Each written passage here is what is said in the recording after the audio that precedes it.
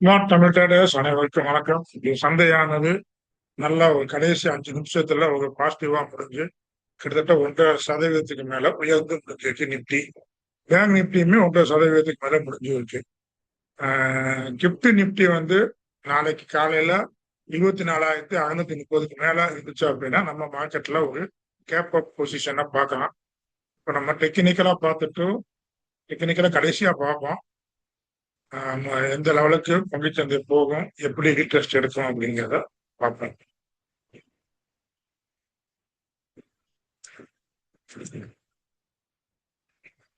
America மற்றும் Iran இடையே திட்டமிடப்பட்ட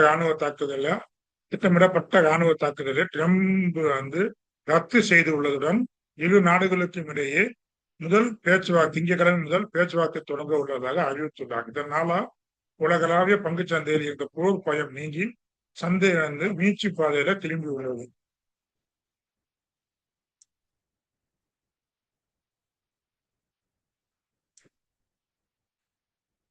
போர்க்காட்டம் தணிந்ததால் சர்வதேச சந்தையில் கச்சா எண்ணெய் விலை ஒரே நாள்ல 5% சரிந்து இது இந்தியாவின் எண்ணெய் சுத்திகரிப்பு நிறுவனங்கள் மற்றும் பெயிண்ட் நிறுவனங்கள் அதை சார்ந்த வாகன துறைகளுக்கும் பெரும் சாதகமாக அமைந்தது.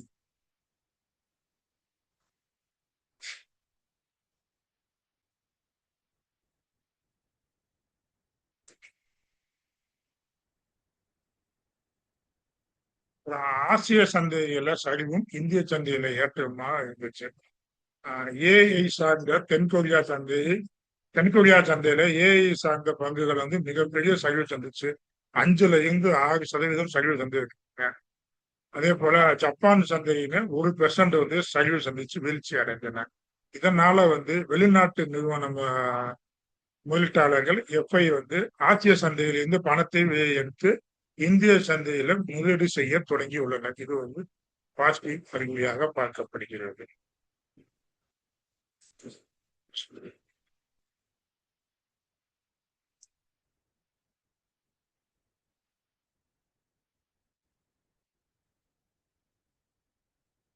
எஃப்ஐ வந்து ஆட்சி சந்தையில் விட்டு நம்ம நாட்டுல வந்து வாங்கிட்டு வராங்க. அப்புறம் வந்து உள்நாட்டு முதலீட்டாளர்கள் டிஐ வந்து தொடர்ந்து கிட்டத்தட்ட ஒரு 3.5 வருஷமா, அதாவது 37 மாதமா நெட் பையராக நீடித்து உள்ளனர். அதாவது டிஐ, டொமஸ்டிக் இன்வெஸ்டர். அதே நேரத்துல வெளிநாட்டு முதலீட்டாளர்கள் வந்து விற்பனை செஞ்சுட்டு வந்தது பெருமளவு குறைந்து மீண்டும் சந்தையில் நிகர வாங்குபவர்களாக மாறி உள்ளனர்.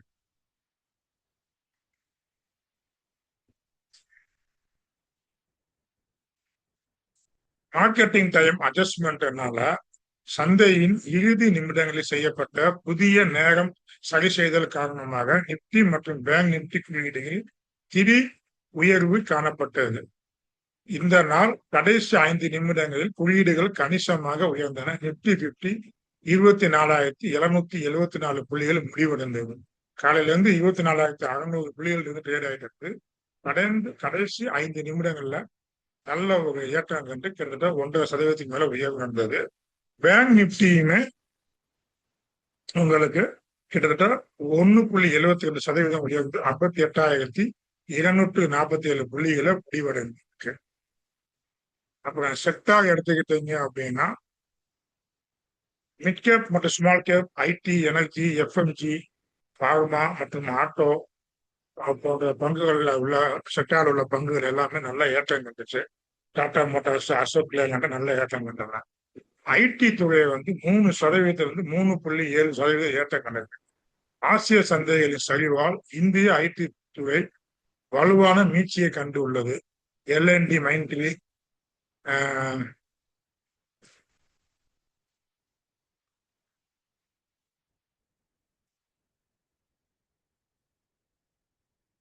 மைண்ட்லி டிசிஎஸ், இன்போசிஸ், எம்பைசா, காப்ரோச் போன்ற பங்குகள் மிக சிறந்த ஏற்றத்தை கண்டன. ஐடி துறை அடிமட்டத்தை தொட்டு மீண்டு விட்டதாக இப்போதைக்கு டெக்னிக்கலாக பார்க்கப்படுகிறது.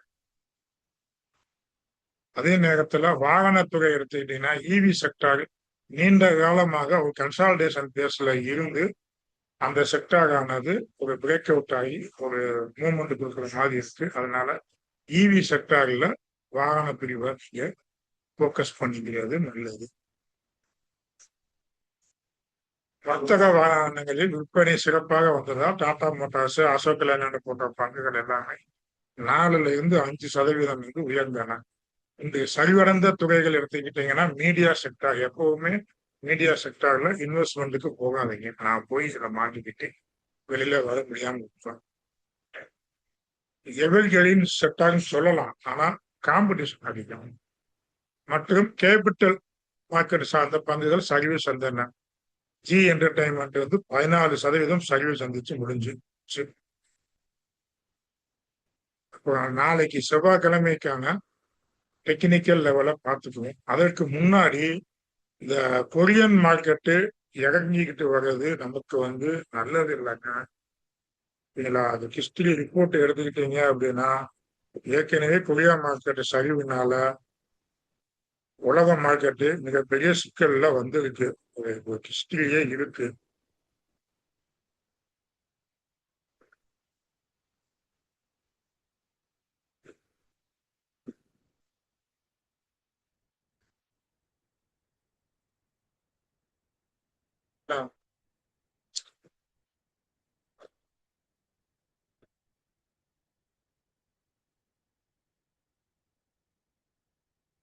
அதனால நமக்கு ஒன்றும் பாதிப்பு இருக்காது.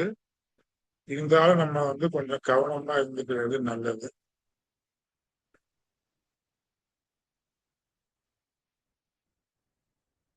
நிப்டி நெக்ஸ்ட் 50 நல்லா இருக்கு.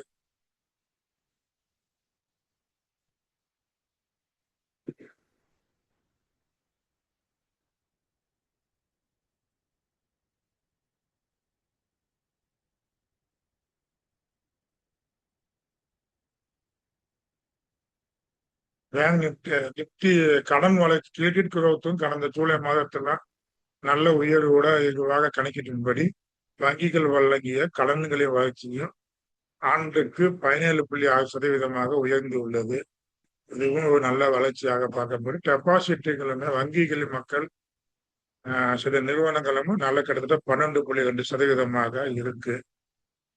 அதே போல தென் கொரியால எடுத்துக்கிட்டீங்கன்னா இந்த சந்தையில நம்மளுடைய மார்க்கெட் நல்லா இருந்தாலும் தென் கொரியா சந்தையில 1997 ஆசியால நிதி நெருக்கடி காரணமாக தென் கொரியா நாணயமான வான் மதிப்பு சரிந்து அந்நிய செலவாணி கையிருப்பு தீர்ந்து அடுத்து தென் கொரியா ஃபர்ஸ்ட் இருந்துச்சு. அடுத்து ஆசிய மார்க்கெட்டுடன் நிதி நெருக்கடி உலக லெவல்ல இது பரவிச்சு. அப்ப 2000 டாட்காம் பபுள் தென் கொரியாவில் செமிகண்டக்டர் பங்குகளின் விலை முதலில் சரிந்தது. சில மாதங்கள்ல அமெரிக்காவினுடைய நாஸ்டாக் ஆனது 78% சரிவை சந்தித்தது. அப்புறம் 2008 உலக பொருளாதார சரிவு, லீமன் பிரதர்ஸ் வங்கி வீழ்ச்சி அடைவதற்கு ஒரு மாதத்துக்கு முன்பே தென் கொரியா பங்கு சந்தையானது சரிவை சந்தித்தது. 2008 மார்க்கெட் குளோப்ஸ் ஆகிறதுக்கு முன்னாடி ஒரு மாசத்துக்கு முன்னாடியே தென் கொரியா பங்கு சந்தை சரிவை சந்தித்தது. 2021 தென் கொரியா தொழில் அதிபர் வில் வாங் அதிக கடன் மற்றும் லிவரேஜ் மூலம் முதலீடு செய்து நிதி நிறுவனம் வீழ்ந்ததில் உலக வங்கிகளுக்கு $10 பில்லியன் மேல் இழப்பு ஏற்பட்டது. 2022 கிரிப்டோ வீழ்ச்சி. டோ குவான் உருவாக்கிய லூனா கிரிப்டோ நாணயம் ஒரே இரவில் $40 பில்லியன் மதிப்பை இழந்து FTX போன்ற பெரிய நிறுவனங்கள் வீழ்ச்சிக்கு வழிவகுத்தது. அதனால தற்போதைய நிலவரத்தை வந்து ஒரு எச்சரிக்கையா பார்த்துக்கோங்க. தென் கொரியாவின் முதன்மை பங்கு சந்தையான கோஸ்பி குறிப்பாக சாம்சங் மற்றும் SK கைனிக்ஸ் ஆகிய நிறுவனங்கள் பெரும் அளவில் சரிந்து உள்ளன. ஆனா இன்னைக்கு நம்ம தமிழ்நாட்டுல இந்தியால சாம்சங் நிறுவனம் நல்ல வளர்ச்சி. சாம்சங் நிறுவனம் ஒரு சில பிரச்சனைகளும் இருக்கு. அப்புறம் லிவரேஜ் ரிஸ்க். இந்த இரு நிறுவனங்களின் பங்குகளுடன் தொடர்புடைய திட்டங்களில் சுமார் $30 பில்லியன் மேல் முதலீடு செய்யப்பட்டு லிவரேஜ் மூலமாக முதலீடு செய்யப்பட்டு உள்ளது. அதனால ஃபோர்ஸ்ட் செல்லிங், கட்டாய விற்பனை, சந்தை உயரும் போது இவர்கள் கூடுதல் பங்குகளை வாங்குவார்கள். ஆனால் சந்தை சரியும் போது நஷ்டத்தை குறைக்க கட்டாயமாக விற்க நேரிடும். அதனால கோஸ்பிக் பங்கு சந்தை ஒரே மாதத்தில் 25% சரிவை சந்தித்துள்ளது. இது இந்த தொடர் விற்பனை மேலும் சரிவை ஏற்படுத்திக்கிட்டு வருது. வரலாற்றுப்படி கிறிஸ்டிய படி பார்த்தீங்கன்னா தென்கொரியா சந்தையில் நடக்கும் இந்த திடீர் சரிவு உலக பங்கு சந்தைகளில் ஒரு பெரிய வீழ்ச்சிக்கான ஆரம்ப அறிகுறியாக இருக்கலாம் என்று பல வல்லுநர்கள் கருதுகிறார்கள். ஆகையால் நம்ம மார்க்கெட் மூவ்மெண்ட் இருக்கும் போது நல்ல நிப்டி 200 இல்லாட்டி நிப்டி 500க்குள்ள உள்ள பங்குகளை நீங்க ட்ரேடுக்கோ இன்வெஸ்ட்மெண்ட்டுக்கோ நீங்க பயன்படுத்திக்கிறது நல்லது. இல்லை அப்படின்னா டெப்ட் மியூச்சுவல் ஃபண்ட்ல இல்லை லிக்விடிட்டிய கேஷ் மார்க்கெட்ல கேஷா நீங்க வச்சுக்கோங்க. ஃபுல் கேஷா நீங்க போடாதீங்க. இது எனக்கு தோணுச்சு, அதை சொல்லணும்னு தோணு இந்த லெவல்ல வந்ததுனால சொல்லணும்னு தோணுச்சு, சொல்ல வந்துட்டேன். அப்புறம் அதனால நம்ம மார்க்கெட்டு மூவ்மெண்ட் கொடுக்குது அப்படின்னு சொல்லி இனிமேல உடனே போட்டு சொல்லிடுவாங்க. மார்க்கெட் மூவ்மெண்ட் கொடுத்துரும், அப்படி கொடுத்துரும், இப்படி கொடுத்துருன்னு சொல்லுவாங்க. டெக்னிக்கலா நான் கொஞ்சம் சிம்பிளா விளக்கம் பண்ணிடுறேன். ஃபர்ஸ்ட் இந்த லெவல சொல்லிடுறேன். Market previous month previous week கையை பிரேக் அவுட் பண்ணி டேல ஓப்பன் க்ளோஸ் கொடுத்துருக்கு. அப்ப நம்ம செனாரியா படி மார்க்கெட்டு ஒரு இந்த கேண்டில் ஸ்டிக்ஸ் படி பார்த்தீங்க அப்படின்னா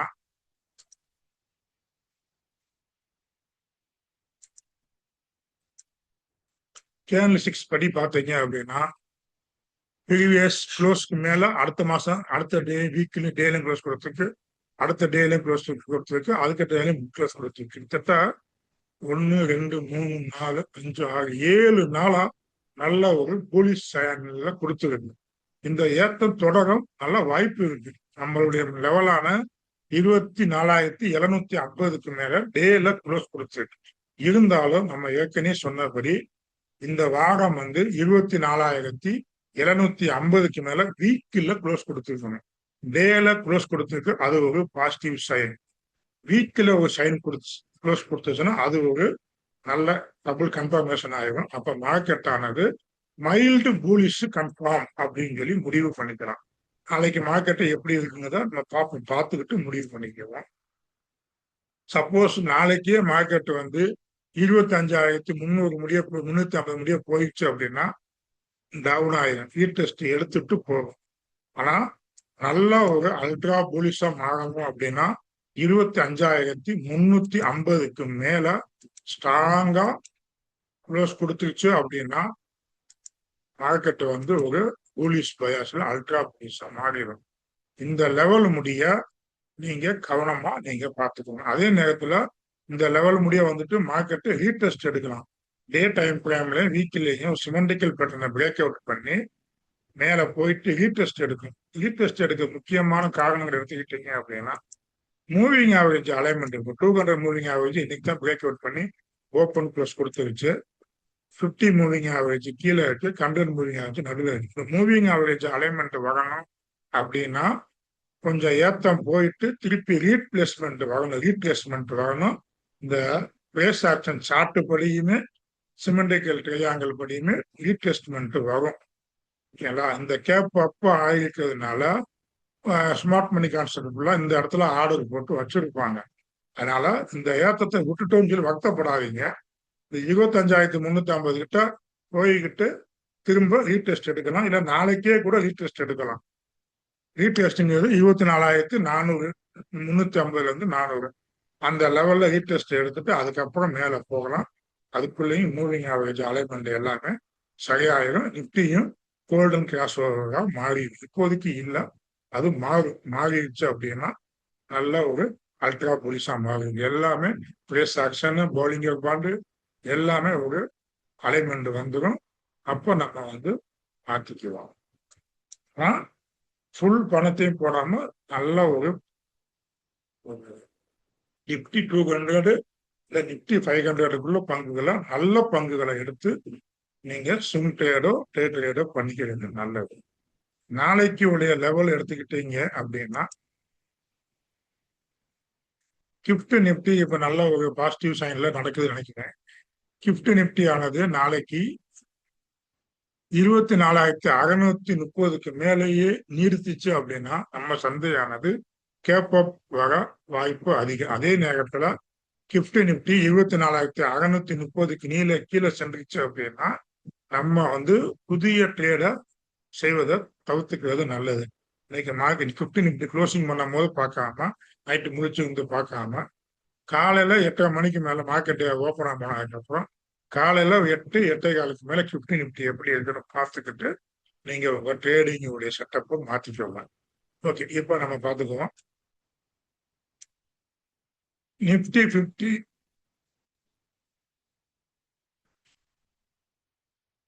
ரெசிஸ்டன்ஸ் வந்து 24,690. 24,690 என்ற எல்லை மேல்நோக்கி உடைக்கப்பட்டால் மட்டுமே புதிய வாங்குதல் பூலிஷ் வர்த்தகத்தை நீங்க பார்க்கணும். ஆனா மார்க்கெட் வந்து ஏற்கனவே பிரேக் அவுட் ஆயிடுச்சு.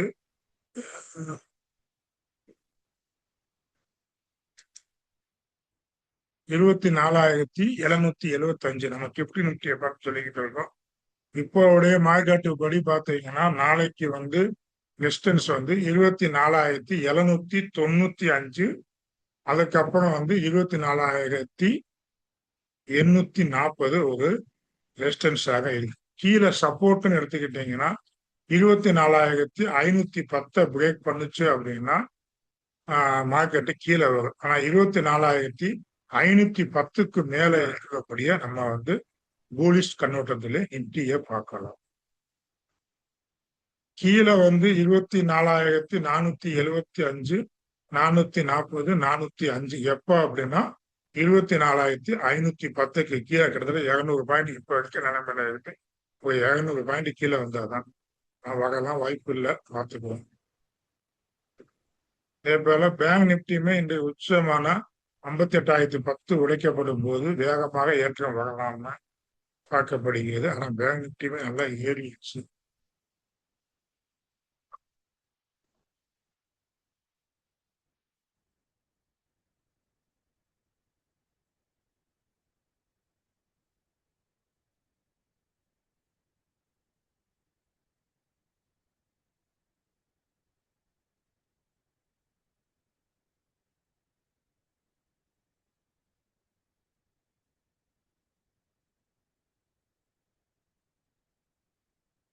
ப்ரீவியஸ் மந்த் கை வந்து ஒரு ஸ்ட்ராங் ரெசிஸ்டன்ஸுங்க, 58,600. அதற்கு மேல பார்ப்போம். 58,000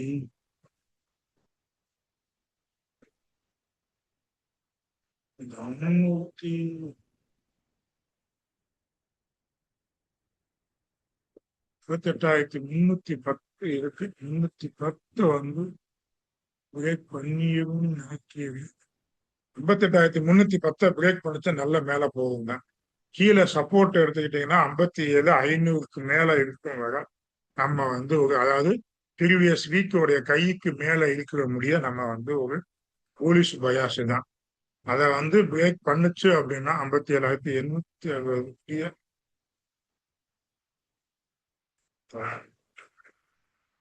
போலிஷ் தான். அதனால ஒன்றும் கவலைப்பட வேண்டாம். சென்செக்ஸுமே வந்து ஒரு பலமான லெவல்ல தான் இருக்கு. 79,330க்கு மேல போச்சுன்னா நல்லா ஒரு புலிஷா போக வாய்ப்பு உள்ளது. போர் பயம் நீங்கியது. கச்சா எண்ணெய் விலை சரிவு, எஃப்ஐடிஐ முதலீடுகள் சந்தையில ஒரு வலுவான மீட்சி பார்க்கப்பட்டது. முக்கியமாக ஐடி துறை, இவி, ஆட்டோ, கமர்ஷியல் வெஹிக்கிள்ஸ் மற்றும் எண்ணெய் நிறுவனங்கள் மீது கவனம் செலுத்தலாம். நாளைக்கு சப்போர்ட் நிலைகளை உடைத்தால் மட்டுமே ஷார்ட் செல்ல முடிவு பண்ணிக்கோங்க. அது முடிய நீங்க பையராக இருந்துக்கோங்க. தரமான பங்குகளை முதலீடு செய்து பொறுமையை கடைபிடிப்பது வரும் நாட்களில் வர்த்தகத்துக்கான முக்கிய பதிவாக பார்க்கப்படுகிறது.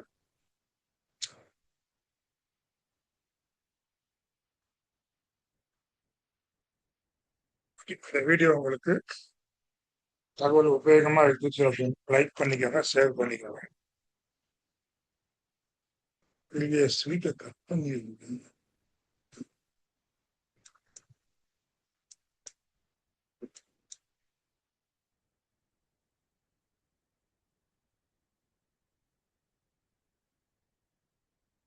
310க்கு மேல போச்சுன்னா நல்லா மேல போகும் பேங்க் நிஃப்டி. இந்த வீடியோ உங்களுக்கு உபயோகமா இருந்துச்சுன்னா லைக் பண்ணுங்க, ஷேர் பண்ணுங்க. வாழ்க வளமுடன்.